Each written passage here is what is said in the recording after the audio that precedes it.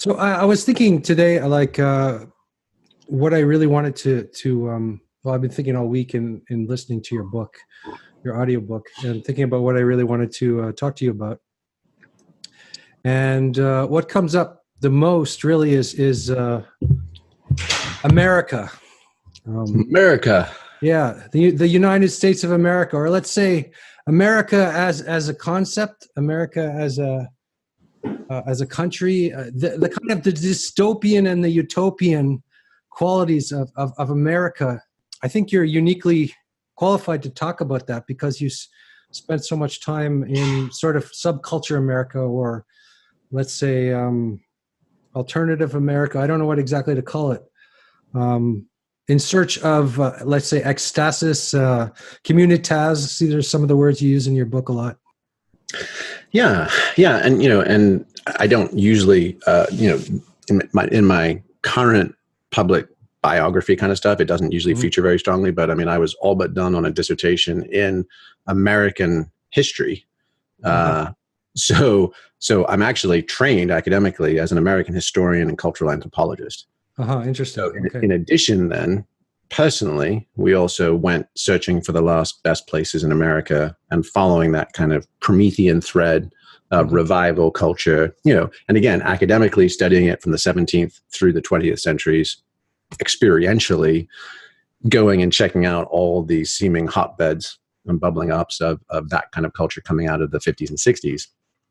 So both as a participant observer and then also from an academic perspective, that's kind of, I found myself almost like a sort of Alexis de Tocqueville, the famous Frenchman who came to the US in the middle of the 19th century and wrote about America as a concept, as a meme, in a way that Americans obviously couldn't because they were in it. So, I mean, I think there's so many different ways to slice and dice this. I mean, in some respects, I think Gary Snyder, the poet who won a Pulitzer for his collection, Turtle Island, and was one of the preeminent beats. And I mean, arguably one of my one of the leading lights of the 1960s counterculture I admire and respect the most. And he has that beautiful poem of his, I Went into the Maverick Bar. It's like, I think it's his most anthologized poem. But there's some lines at the end, and he says, America, your stupidity. I could almost love you again. and he says, and he leaves the bar because he's talking about like dancing in this kind of redneck bar and the intersection of the counterculture and the locals. And he says, I went out to, out on the highway, in the shadow of the bluffs, under the tough old stars. I came back to myself, to the real work, to what is to be done. And I think that kind of juxtaposition of America's adolescent stupidity, right, as a country bigger than its own brawn and never quite knowing what to do with itself and believing its own press clippings, but also, the kind of Noam Chomsky critique, actually exercising hegemonic empire, with the languaging of liberty and freedom for all. It's a decidedly complex and mixed bag. Wallace Stegner, who is one of the kind of leading literary lights of the American tradition, he was the graduate professor of writing at Stanford. He's the one that actually taught Ken Kesey when Kesey showed up at Stanford, that then kicked off the whole psychedelic explosion on the West Coast. Sure. He had a great phrase. He, in writing about the American West, which was kind of his domain, he said it's the perennial project is, can we create a society to match the scenery? And you just think of just the sheer rugged beauty and abundance of North America as Turtle Island, as a continent. Yeah. Then how the hell do we do the humaning on top of that? And can we actually live up to the Purple Mountain Majesties and Amber Waves? There's this oversized beauty and a rugged nature, and then it's almost like the people haven't learned to live there yet. There seems to be a real connection or separation between the urban, all the urban ugliness of the urban suburban society, and then this utopian project that keeps trying to install itself but never kind of lands. Or Yeah, I mean, going all the way back to the 17th century and good old John Winthrop and the famous city, shining city on a hill thing that then Reagan dusted off and, and rebooted. The idea that, in fact, America is in physicality, the actual place, and also in concept or ideology, the potential of the fulfillment of the Judeo-Christian redemption narrative. That everywhere else is decline and decay, and that here is a chance for fresh starts, new beginnings, getting it right, and fundamental attainment. And that is one of these stronger mimetic drivers of the unfolding of the history. And I think that's it's both sort of beautiful and inspiring, and also deeply problematic, and prone to prompting pathology in its articulation or expression. And so you get nativism and populism. You get all sorts of things, chauvinisms. You get all the isms, schisms, springing from a stance like that. But it's deep. Yeah, that's good. I'm glad you brought that up because the other thing that kind of I'm interested in is religion and spirituality, and it seemed like America is always trying to escape tradition in some kind of way, like blow open the doors of perception and all that, and meet God or whatever you want to call it, the divine directly, and that's part of the problem. Wanting to sort of storm the temple gates to heaven or whatever that expression is. Is that? Yeah, I mean, look, very, very few mainstream humdrum centrists were in any wave of migration to this country. They were usually whack-nuts and misfits and zealots, or they wouldn't have rolled the dice. And interestingly, I mean, just and in fact, there's a couple of books I'd recommend for folks that want to take a scholarly but still informative take on this. One is John Butler's Awash in a Sea of Faith. And that basically goes back to 17th through 19th, the story of basically the American blueprint of religiosity and spiritual seeking, including the two great awakenings, and the idea that we're just hardwired for basically eschatological revivals. So it's always the end of days, and we're always going to shed the old skin and be reborn into something new. And then the other one is Howard Bloom's, the Yale professor, Omens of Millennium, which is a fascinating book, just basically describing, he goes deep onto Mormonism, Mormonism, mystical insights, the idea of just how wild American spirituality has always been. And still is. I mean, if you do the Time magazine level surveys, 60% of Americans believing in Satan, active Satan, and angels and UFOs and all, it's way off the charts for a Western democracy as far as what is in our cosmology. And it goes back centuries. So it's a fascinating. And then that begat Jim Jones and the Moonies, but also Joel Osteen and Tony Robbins. And the Grateful Dead. I remember in the 90s, I hitchhiked to see the Grateful Dead, and I felt like I was in the presence of something kind of biblical, just in this kind of rock concert, all these people swirling around and the psychedelia and I mean Joseph Campbell anointed those guys as the modern day Eleusinian mystery. And he basically said, look, this is kind of the closest we have. And, and Kesey and those guys begat the Burning Man culture. So it's all part of lineage. That's the lineage. Yeah. But that's so different than corporate America, isn't it? I mean, corporate America takes that and uses it, but it's kind of communist in spirit, again, that's kind of the paradox I'm talking about. It's like share everything and all this, and then make all this money at the same time. There seems to be a real communist aspect to America.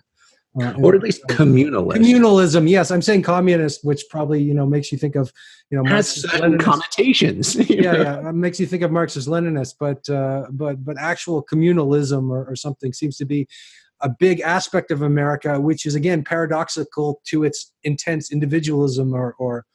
Yeah, well, actually, that tees up a beautiful point, because you asked me, what are my thoughts on America in this kind of big picture, long arc sense. And that dialogue or dialectic, right, that tension between individualism and communalism is pronounced and is actually baked in. So not to rehash things, but you ask kind of like, how do I see what's going on in America right now? And we've talked about the city on the hill and some of these things.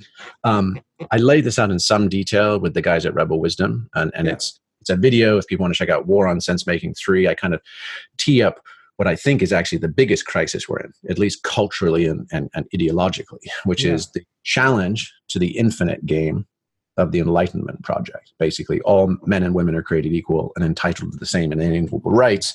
They gave us the Olympics and gave us the UN, right, and gave us all general, and the Geneva Accords and all sorts of generally decent things where we believe that all humans count and matter and are entitled to a fair crack, at the human experience best expressed, and how that is actually coming under attack from the right and the left, for the extremes of the right and the left, who are both saying we don't want to play that infinite game. And we don't believe everybody's equally deserving, and we want to break this thing up and grab what's ours for ours. And those are versions of the finite game. So that that's a super quick digest of where we are, which is we're no longer, because if you go back to George Bush 9/11, right, and his discussions, he's going out of his way to say this is extremist terrorists, Muslim citizens, Muslim green card holders are all good people.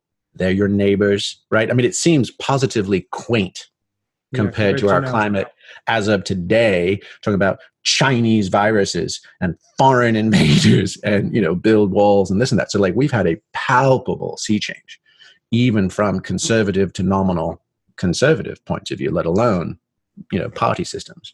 So do you think it's a decline? It's in decline, America? It's like the decline of the American empire? Or do you think it's going to still be like the leading country,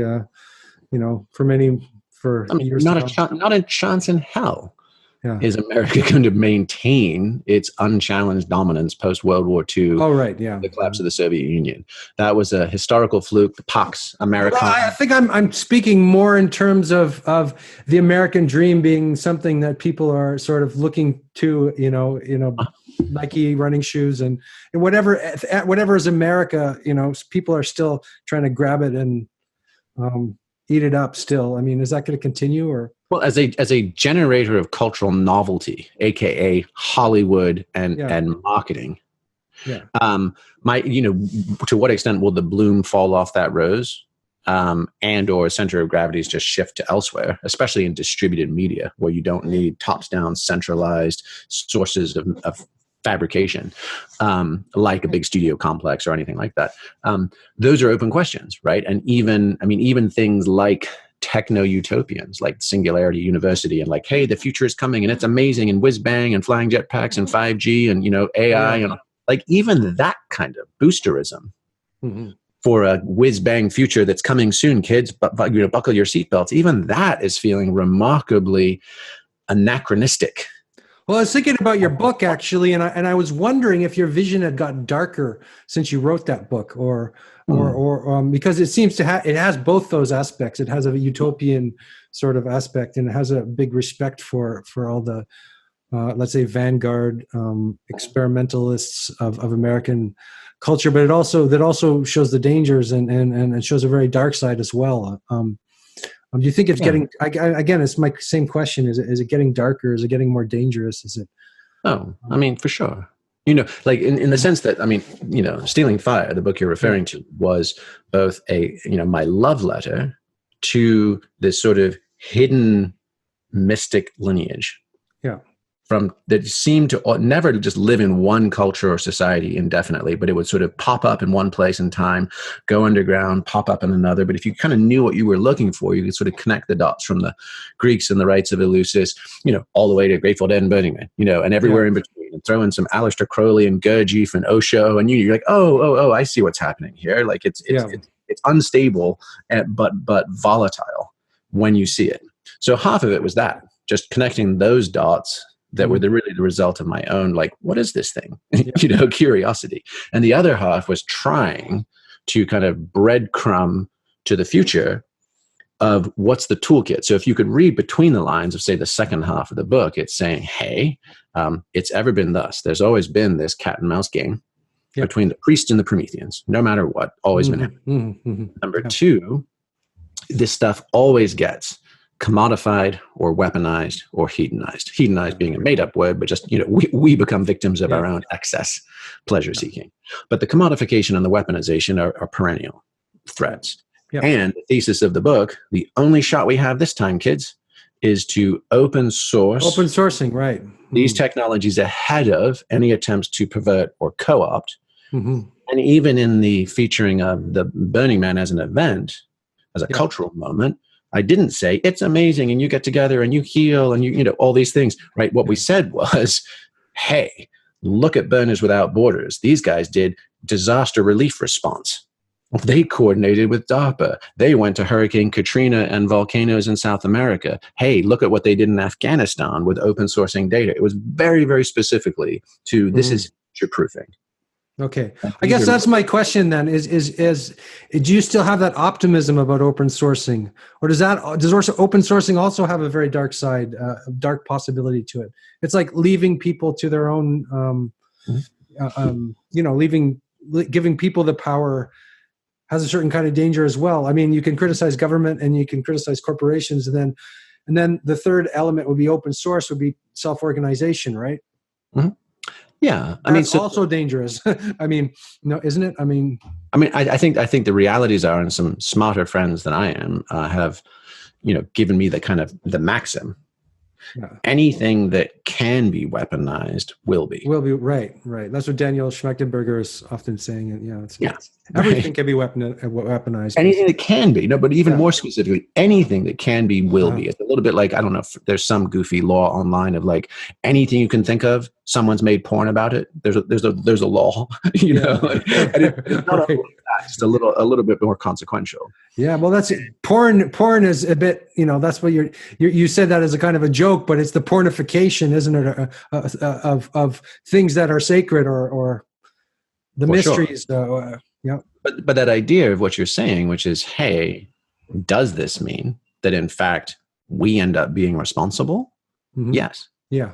Right. It does. And in fact, I was thinking as recently as last night, I was like, because like our models, like what lens or what kind of like narrative and who are the characters and what's the basic plot that we apply to reality fundamentally shapes how we see it and what patterns we look for and what bubbles up.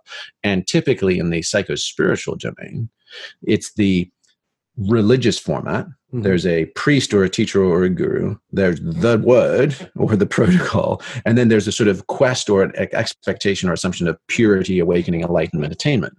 Yeah. And so anytime anybody falls shy of that, it's seen as it's a collapse. It's gurus with feet of clay. It invalidates the premise of the teachings if the mortal humans can't live up to it fully, all that kind of stuff. Yeah. And so it's it's a specific lens. But if instead you say, okay, if we're talking about open sourcing, and by the way, I'd like to come back to the American experiment stuff and the infinite game, but we're on this thread right now. Yeah. Which is, if you talk about open sourcing ecstatic cathartic technologies, right? And whether that's sex, drugs, rock and roll, biotech, medicine, immersive VR, AR, you name it, but we can do it these days. And so unlocking post-conventional consciousness has gone from this aspirational pipe dream to kind of a table stakes commodity. It's doable infinitely through about a dozen different pathways. But is it doable in the sense of Huxley's sort of pleasure? We get hooked on some kind of easy fix. Well, this is the thing, right? I mean, he famously said about his fictional Soma, which was based on the ancient Indian one, but the idea of like the drug that sort of eases all your consumer aches and pains. He said, all the benefits of Christianity and alcohol with none of the side effects, right? So is there the chance for hedonization? We become lizard brain fuck monkeys pushing buttons, to light up our nervous system. 100% happens all the time. Yeah. But I think a better model than the crypto-puritanical religious model right? Where any setbacks and stumbles are signs of invalidating the whole thing, and they were shucksters and charlatans, and you were dupes to follow, and that kind of thing. Is to think of it more like rock climbing. Like, this is hazardous terrain. You know that. If you want to just stay hiking on the level trail, fucking stay hiking. But if you want to go climbing, then gravity's in the mix. And suddenly, like, when here are best practices. Here's how you use ropes and anchors safely. Here's how you belay each other. Yeah. Here's backup safety to make sure you really don't forget to do the right thing, even when you tried to. And then if somebody decides to just go up there and clamber around drunk on the rocks and they peel off and kill themselves, no one says, ooh, rock climbing's bad. We should stop this whole thing and blow up all the mountains so no one can possibly hurt themselves again. They're like, that guy was a dumbass who didn't know what he was doing in consequential terrain. Right? So there's that. There's just baseline. Do you have the skills and the basic training to even engage the content? And then at the other level, which is the masters of the game. Yeah, that's what I was going to ask you about teachers. So we're responsible, and we're all responsible. But we also need teachers, right? Yeah. So think about Eddie Aikau, right? The famous Hawaiian waterman, lifeguard, surfer, and Quicksilver has a huge Eddie Aikau Classic Invitational contest at Pipeline. There are Quicksilver bumper stickers on lots of cars that say Eddie would go.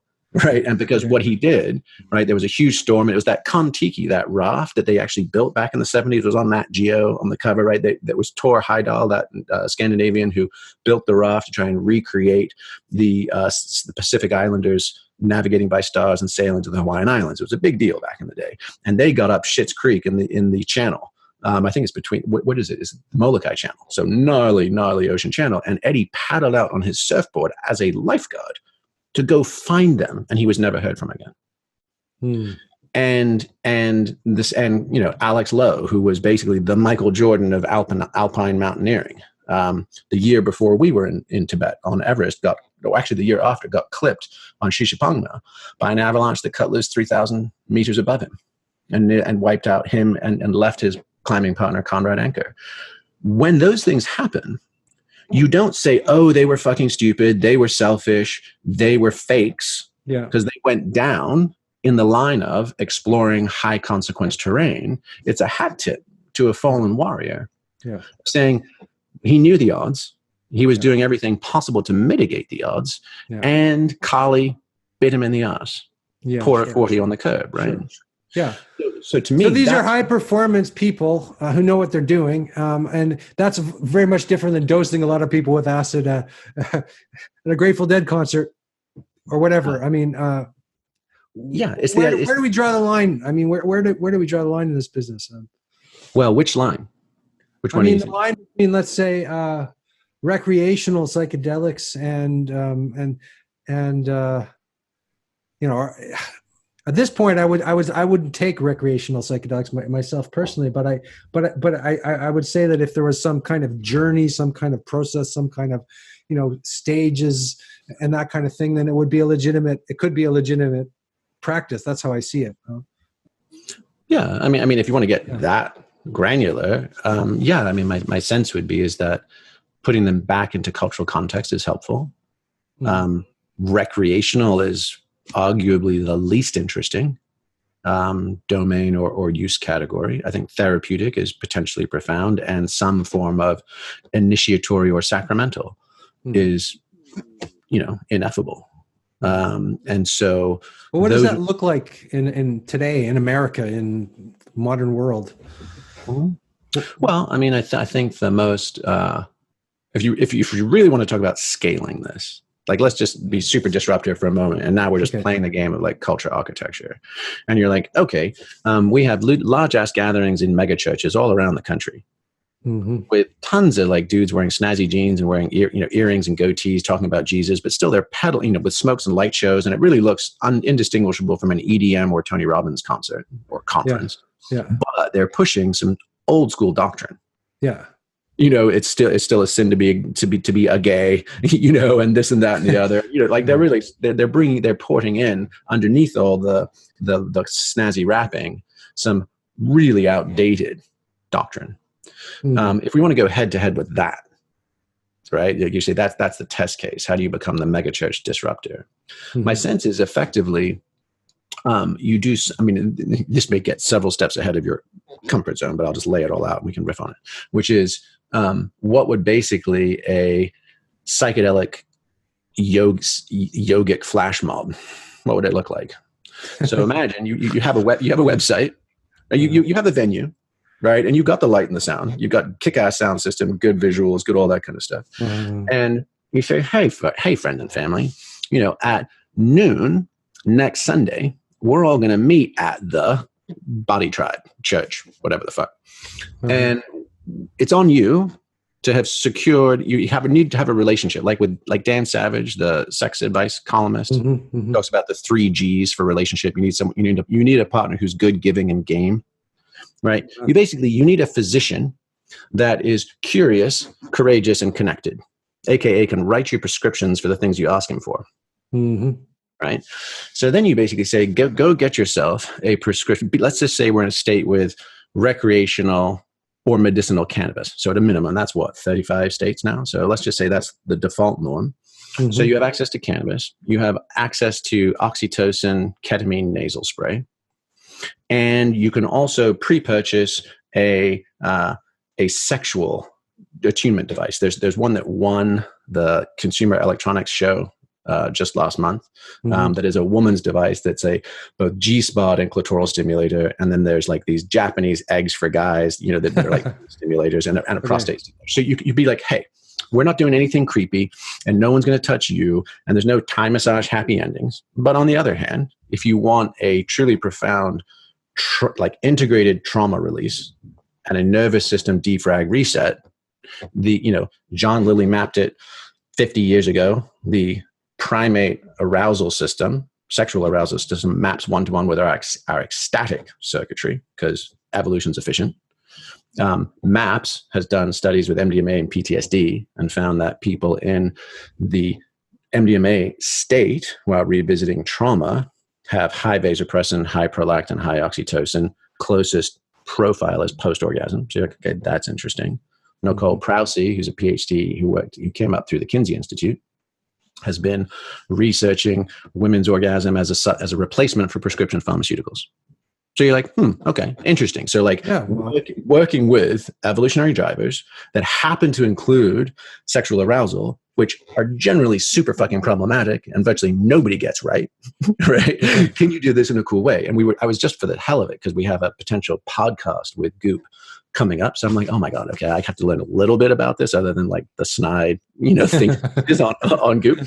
So we watched the one where they interview and work with Betty Dodson, who's 90 years old, and she's one of the pioneers of female orgasm and sex positivity and all this. And 90, I mean, she's a firecracker. She's dropping F-bombs. She's funny as hell.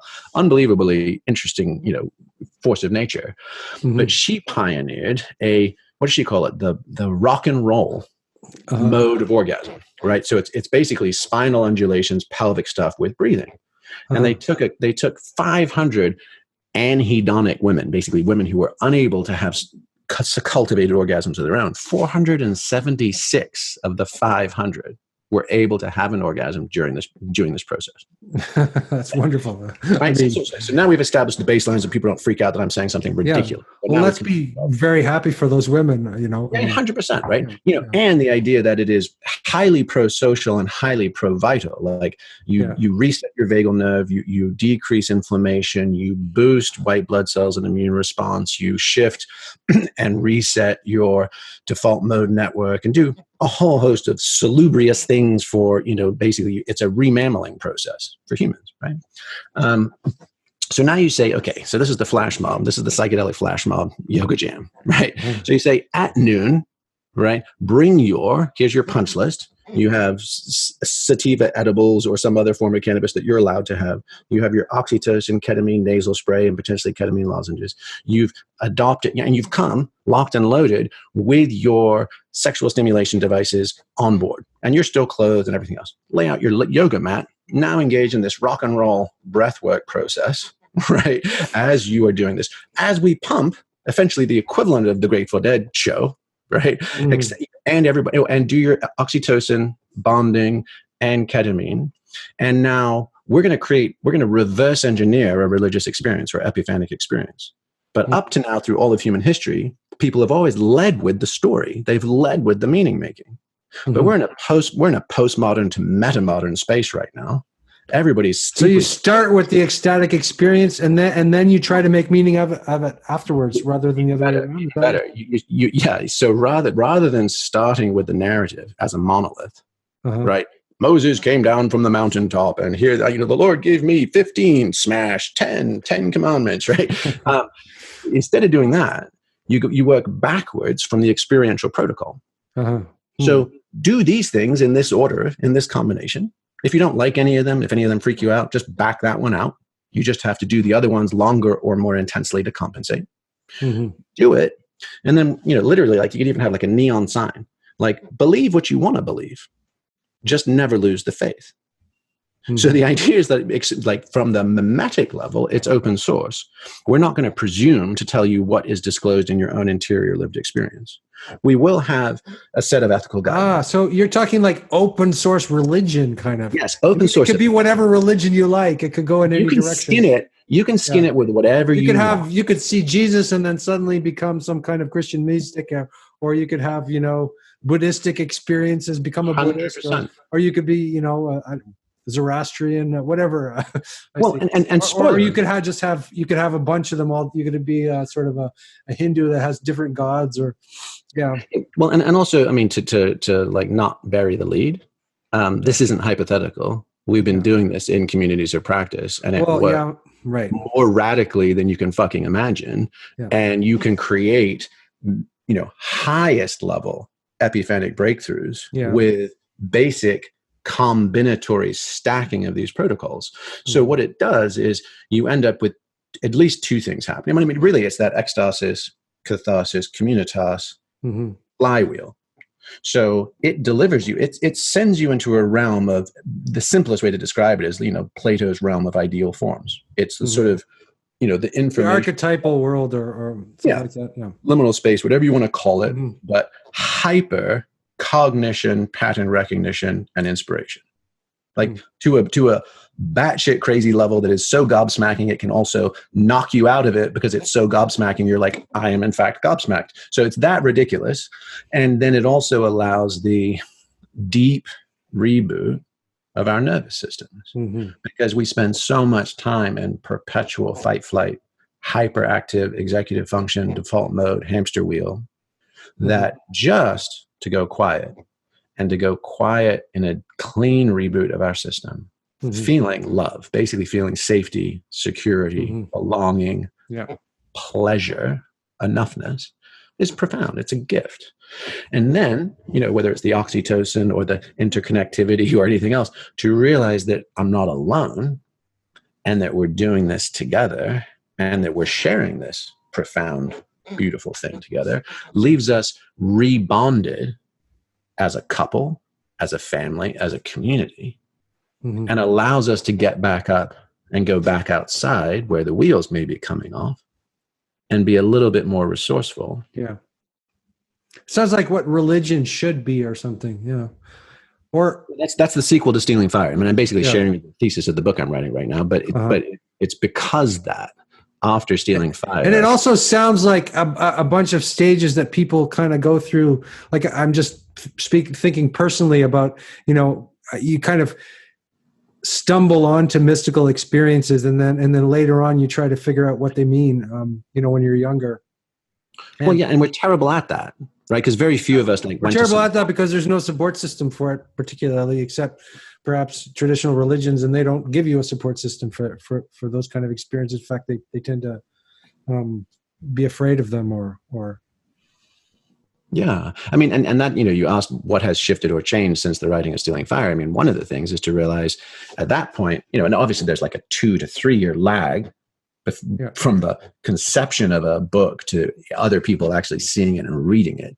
And so that was, 2014, 2015 was the origination of that. Like, I think this is happening. It's starting to happen. And there seems to be a there to this collective distributed revolution. Since then, what we've seen is basically a children's crusade. A lot of underinformed people with poor sense making, shooting the moon indulgently, erratically, coming back with gobbledygook magical thinking, and effectively like everybody's trying to build a spaceship in their driveway, you know. And so discernment, metastructures, academic information, understanding of lineage traditions, you know, post-conventional discernment and clarity and weighting, you know, complex interconnected equations. Most folks they're just like, I just went to Amazon, I just had an amazing time, and now I'm going to quit my job, and now I'm going to host a podcast. And you're like, yeah, that's probably not going to cut it. And so there is a real sense of, you know, if we want to do-it-yourself madness kind of. Well, yeah, but on the flip side, right, to be back into empowering, like this is on us. Yeah. What is an open source operating system? So what's the psycho-spiritual equivalent of blockchain?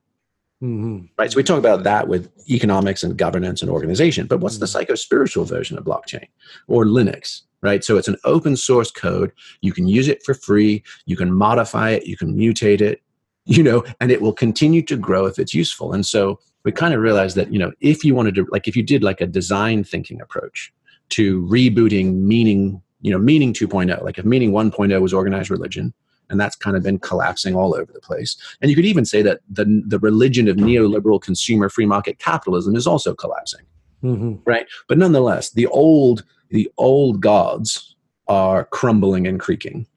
But we have a profound need for that healing, inspiration, and connection that those organized institutions used to offer. Yeah, exactly. Yeah, my friend John Vervaeke calls it religio. Like we need the religio part of religion. And you know, sociologists and anthropologists, you know, people who belong to communities of faith are healthier, wealthier, happier. Yeah. So it does mimetically, just as a survival mechanism, but believing, despite what Christopher Hitchens and Sam Harris might have said, right? Believing is actually a pro-social, vital, rational choice. Yeah, agreed. Yeah. Right. So the question is as the old gods have collapsed and the old institutions are shuttering or mutating into other weird things, the question is, what do we need? What's a design thinking toolkit? So like, instead of what would Jesus do, like what would IDEO do? You know, and you think, okay, well, IDEO? What's that? IDEO is kind of like the world's most famous design firm. Oh, okay. And they've been responsible for all, you know, billions and billions of dollars of innovation. Okay. So yeah, just bringing design thinking to it, right? From an agnostic point of view. Like we don't have a dog in the fight as far as storytelling and sky gods, but we do care about humans waking up, growing up, and showing up. So how do we help that happen? And my sense is you need a metaphysics. You need some way to map and model and make sense of the nonsensical or post-conventional. So how do we do that? And that's one we're really, really bad at right now. Yeah. Because people just leap to magical thinking or the old crutches or YouTube spirituality or whatever it would be.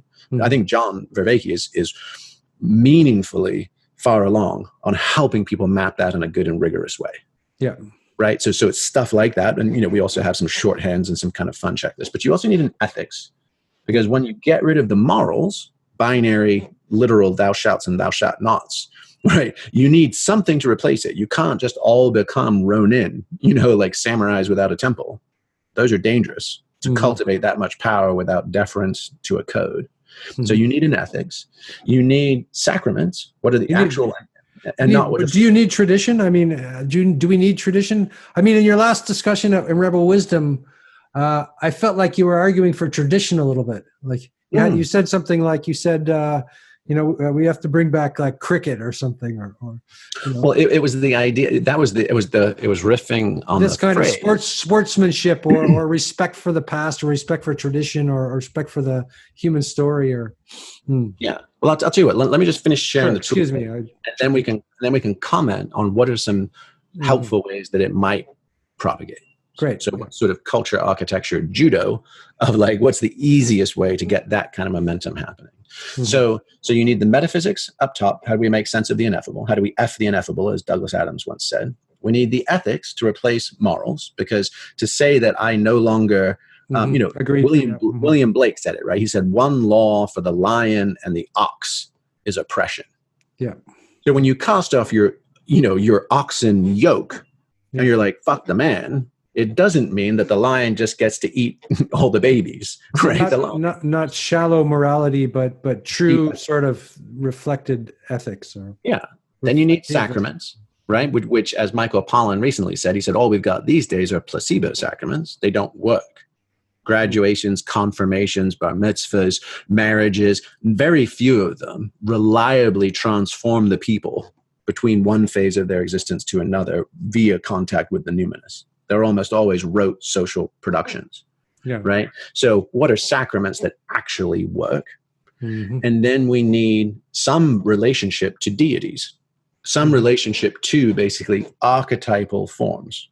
Mm-hmm. And it doesn't have to be cowering from a superstitious sky god. It can be, like Tibetan Buddhism, right? The deliberate contemplation of wrathful and benign deities, or in the Catholic tradition, the veneration of the saints, which are all, they're similar psychotechnologies, which is ideally you become what you behold. Yeah, indeed. Yeah. So how do we interact with some of these archetypal forms that are complex and multi-layered and give us insight into the human condition, and ideally allow us to kind of transmute qualities from them to us in that in that recursive loop? And if you have those things, then you're like, oh, that's the toolkit. Now we just get to color them in. Now you get extra bonus points for either coming up with a novel innovation or dusting off a lineage tradition, particularly your own, right, and revitalizing it with the living light of Gnostic initiation. And so back to now we're at the judo level, which is anywhere possible. I'm a huge fan of going back, finding the gems buried in our traditions, dusting them off, holding them up again, and revalorizing them, because there's inertia behind them. And so they will feel truthy long before you've had to do a Michael Bloomberg and spend $500 million trying to get a new point across that's not sticky. So for instance, like the American experiment City on a Hill, that is a meme with a ton of momentum. So if I think like the way Abe Lincoln did it and the way Martin Luther King did it, the way even Obama attempted to do it, which was in times of crisis, dust off that beautiful gem of a concept and try and encourage us to double down on it. Don't do the Noam Chomsky and say the American empire is dead and it was always corrupt and bankrupt and we need to do something else. And everyone's like, okay, well, that's a withering critique. I feel totally bummed out or maybe angry and for reasons I don't understand, but now what? Well, you need mythic language. You need mythos. Because it's a way of making transparent, the complexity or something, and giving people a vision of something in the future, or rather than just the usual kind of forensic analysis of the situation. Like you can feel it right away if it's mythological, Yeah, exactly. And I think that's where Jordan Peterson, hit such a deep and resonant note. And like what you're talking about is finding your father at the bottom of the ocean or something like that, right? That's what Peterson was always speaking about. That's rediscovering the living part of the tradition, integrating it and then going forward into the future. Well, yeah, and now to bring all these things together. So we talked about like the flash mob synchronized consumption of prescription pharmaceuticals in a high vibe environment, to song and movement and arousal, like all that, and a reboot. And that literally is the closest I can come to what would be like, instead of like the anarchist cookbook, of like, here's how to build a bomb with, what's under your kitchen sink. It's like, here's how to blow yourself sky high and initiate you into Christ consciousness with common household materials. Knock yourselves out. And if and when you do, you may get to an experience of Gnostic initiation, which, Plato said this of the Eleusinian mysteries. He said it doesn't just teach you how to die a better death. The mysteries teach you how to live a better life. Mm-hmm. So if you can get to that place of becoming a twice born human, right, then you've entered the realm of life as anthropos, right? Mm-hmm. Or in the Kabbalistic sense, like Adam Kadmon, right? The fully... The second Adam or something. Yes, the fully awake and embodied man with a capital the M. Ensouled person, I think. Yeah, exactly. Yeah. Which, by the way, ties in perfectly with Gandhi's notion of satyagraha, soul, and what MLK called soul force, You live from soul force because you're no longer seeking pleasure and avoiding pain. You hold no cherished outcomes, and you're simply here with an awake, beating heart to play your part. And that, by the way, is also arguably the mythic endgame or apotheosis of the American experiment. Right? Because on the collective, it's the city on the hill, but the individual has always been, I mean, it gets secularized in the Horatio Alger, pull yourself up by your bootstraps. Anyone grew up, born in a log cabin, now they're the president. Anyone can grow up to be an astronaut. It gets secularized into that. But that is really a compressed version of the American spiritual tradition. And so that notion of the perfectibility of man and our ultimate apotheosis to manifest and usher in a heaven on earth, that one's deep in the structure. Yeah. It seems like optimism exists in America somehow, whereas in other places it doesn't. Well, I live in France, and I wouldn't call France an optimistic country by any means, but I feel like optimism still exists in America, even though it's far more fucked up and dysfunctional and in a lot of ways. Well, I mean, the Maginot Line and the Vichy regime are hard ones for the Frenchies to get over, because they've actually stared their own weakness in the face, and the reign of terror. They've done some shitty ass things, and they have to live with it, and it undermines. And so all they've got left is like cynicism and arrogance, which is. I mean, that's a sweeping generalization, but I'm English, so I get to take the piss out of the frogs. So. That's a punchline. So I do just, in the time we have left, I want to kind of tee up three things, which is about. You're not going to give me a chance to defend my adopted country, but anyway, go ahead. And a couple of soccer World Cups and a rugby match here or there. Don't make it right. So, I mean, there's that old joke my dad used to say. You're forgetting about like poetry and, film and surrealism and the everything fantastic that French people. Exactly. I mean, on the cultural level, I would say the French and the Italians have it hands down. On the other parts, not so much. So I think you talked about this sort of almost schizoid nature to the American character. Yes. Right. From this sort of almost selfish individualism, and then this communalism, and that's potentially profound and really beautiful, and how do those toggle to create like hopefulness, idealism, novelty, possibility, right? And to go all the way back to the origins of this infinite game is the American experiment. All men are created equal.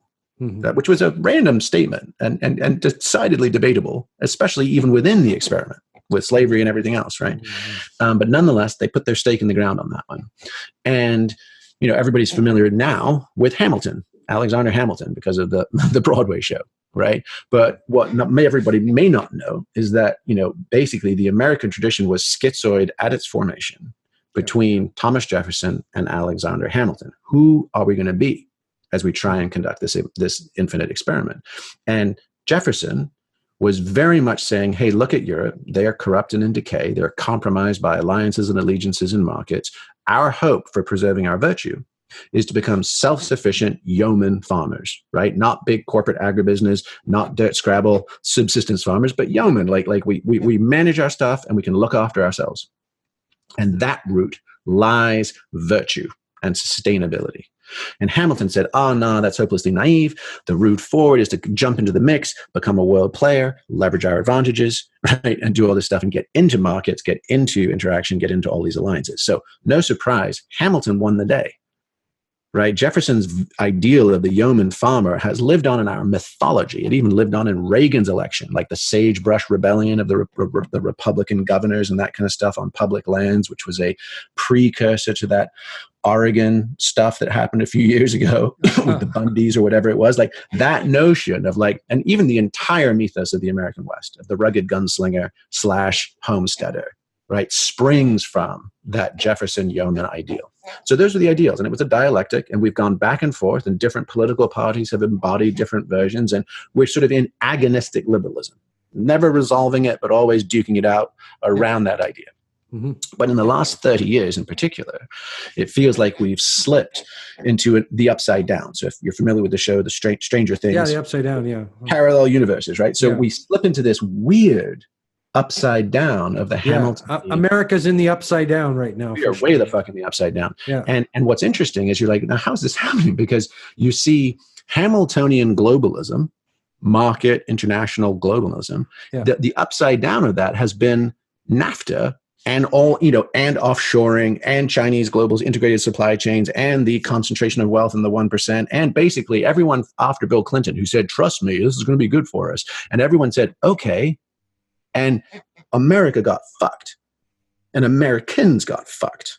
And what we've ended up with is late stage rent seeking crony capitalism with the 0.001% skimming the till. And there's now, what is it? I think it's like, they can fit on a school bus. I think it's 46 people on the planet own more than the rest of humanity. Yeah. And never in all of history of evolution of life has ever that kind of aggregation of asymmetrical aggregation of resources ever occurred anywhere, full stop. It's batshit. And we still haven't wrapped our heads around the implications of that. We just say, oh, Bill Gates is doing good stuff. Jeff Bezos looks a little more swole than he used to. It's bizarre. And Elon Musk is kind of like Rocket Man. So there's that. So we've had the upside down mutation of Hamiltonian globalism. But now you go over to the Jeffersonian side, and this is where it gets really weird. Because you're like, in the upside down, who is saying that, in fact, foreign entanglements will corrupt our true nature, that our source of virtue is local, communal, and national, right? And that we need to defend ourselves and become self-reliant and self-sufficient. Well, you've got Bannon and Trump doing this. But it is not a Jeffersonian version of anything virtuous. It is nativism and populism, blood and soil. But ideologically, it is part of that continued conversation. So we now, in the upside down, have NAFTA / 1%er rape and pillage of late stage capitalism versus blood and soil populism. So back to the same old thing of mimetic judo. How can we kind of dust these off? Go, hey, these got hijacked by bad actors. Yeah. Can we bring us back to saying, how might we both become more resilient and fragile and communal? So, anybody that's advocating for something more abrupt or cataclysmic to clear the slate is naive as fuck and hasn't studied history. Because degradation of basic infrastructure and civil society, I mean, just as an example, some thinkers have estimated that it took until 1776, the signing of the Declaration of Independence, for living standards to resume where they were at the fall of the Roman Empire. So anybody, libertarians, crypto enthusiasts, you name it, who are secretly, because they can't figure out how to gear into the system to help influence it, are somehow thinking that a cold reboot is going to favor them, is demented. Well, I guess the critique of Game B would be that it's a blank slate ideology, and that actually Game B has probably been there all along. Yeah, it's like and that was another way to do things that is better, and this is just iteration. That was my explicit intention. Yeah. That was my explicit intention of doing that sense-making piece with Rebel Wisdom, which was, hey, guys, come on. This idea, like, it's basically an egotistical pipe dream to think that all humans ever, up till now, have fucked it up badly.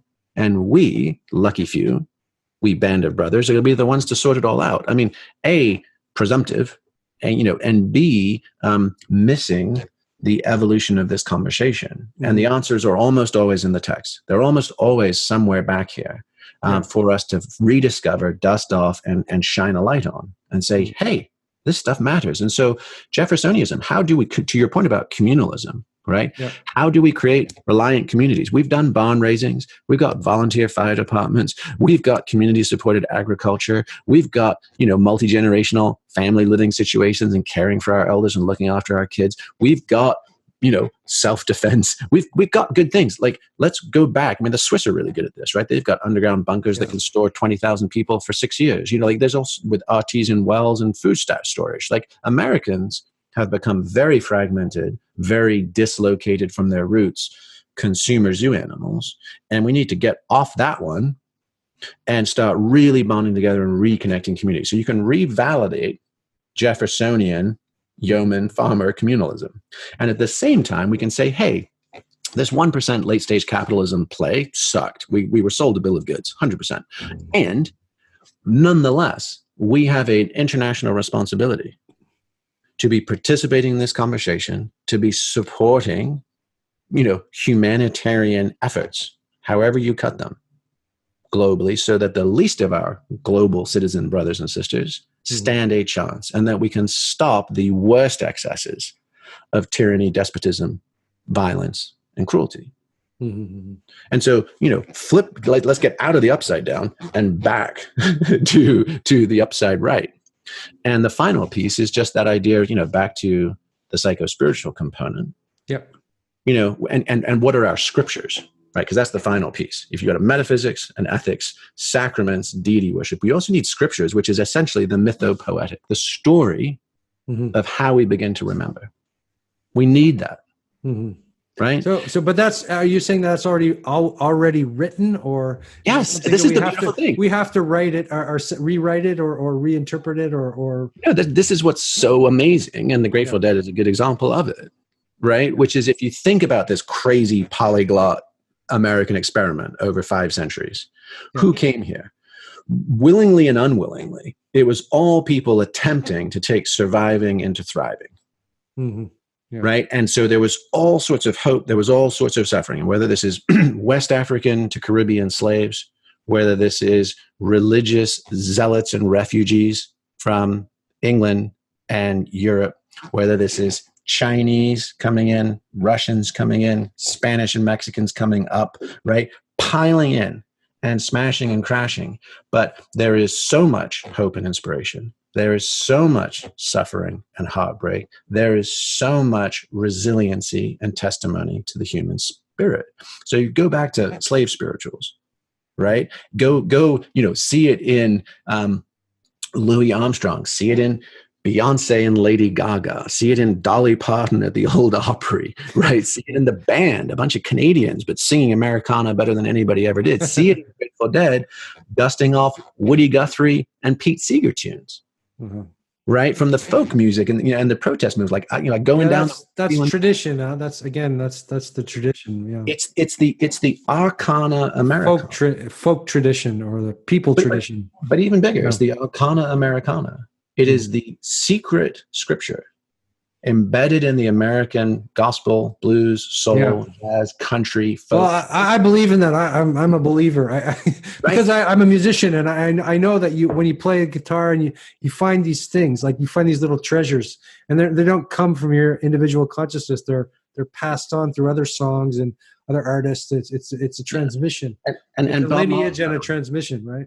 But there's a consistent theme. If you think about the anthems that get people up with their lighters or now their phones, right? And say, fuck yes, this is us right here, right now. It's always I've been down so goddamn long, it looks like up to me. Yeah, it's the blues, in fact. Right? I'm going down the road feeling bad, don't want to be treated this way. I fought the law and the law won. Yeah. So what am I doing singing about it? If I'm the down on his luck guy, what am I doing triumphantly? It's tragedy again. Well, I guess you're going back to the Greek mysteries and this experience of tragedy, or Greek and there's a church of Beyonce that gets together in San Francisco at the Grace Catholic Church, and it's mostly the LGBTQ community. So it's folks who have had hard times and suffering in their lives. Oh, interesting. They get together and they sing Beyonce songs as fucking hymns. It's gorgeous, right? And you think that's the redemptive power of the human experience. That is the infinite game encapsulated in American culture. And that is our roadmap to remembering what we forgot about the true infinite nature of our soul force. That's great, Jamie. You've really given it to me, like what I was asking for. I was asking for just that because people tend to complain, right, a lot about culture. I feel in talking to you, you have this mass appreciation for the big spectrum, and I really like that. Well, I mean, I lived types of people, and that is kind of the American. The good part of America is this sort of, wild spectrum. Well, I mean, I ended up accidentally, literally living this because my mother was South African and like frozen back in colonial times. My father was British military. And then I was chucked into like an American Catholic school in rural Maryland. Like, what the fuck is this place? So I lived outside of time as a sort of observer of these strange customs of Americans. And then I got to college and I was like, I don't feel contemporaneous with my American peers. They feel like 2 to 3 decades ahead of me. Like their parents lived through the 60s. Mine sure as hell didn't. You know, like I was out of time. So I went back to the beats. Like I profoundly identified with the boomer generation of the 50s and 60s. I scoured everything. I did independent study, right? So we find, I mean, we're millennial. I mean, we're Xers, right? So we didn't have these bookends. None of this shit had happened yet. And so piecing that together, going out west, I mean, I saw Robert Redford's Jeremiah Johnson, you know, that great movie where he's the mountain man. So like before Leo was the Revenant, you know, Robert Redford was Jeremiah Johnson. And it was his time in those Utah mountains that prompted him to start the Sundance Film Festival and Institute. I saw that and I'm like, oh my God, where are those mountains? I have to go. Like changed my grad school plans. We moved to Boulder, went there instead of New Haven, like did it. And then followed rainbow gatherings and Grateful Dead. Me too. Yeah, I took a Greyhound bus from Montreal to San Diego. 3 days on the bus. You're like, where is this? The Oregon Country Fair? Like, where? What is this thread? What is this electric thread? Read Gary Snyder. Read about all the beautiful people testifying to the American West and this beautiful experience. So, I'm a huge. I have profound love and care for the transformative potential that is embedded in American culture. It gets calcified, it gets encrusted, it gets occluded and corrupted, but it is there at the center. And it feels to me still to be our last best hope, which is, can we take the commitment to that infinite game, to becoming all that's in us to be, and to taking stands for goodness, truth, and beauty? Right? Truth, justice, in the American way, right? Like that. If we're going to export anything around the world, let it be that and not Beanie Babies.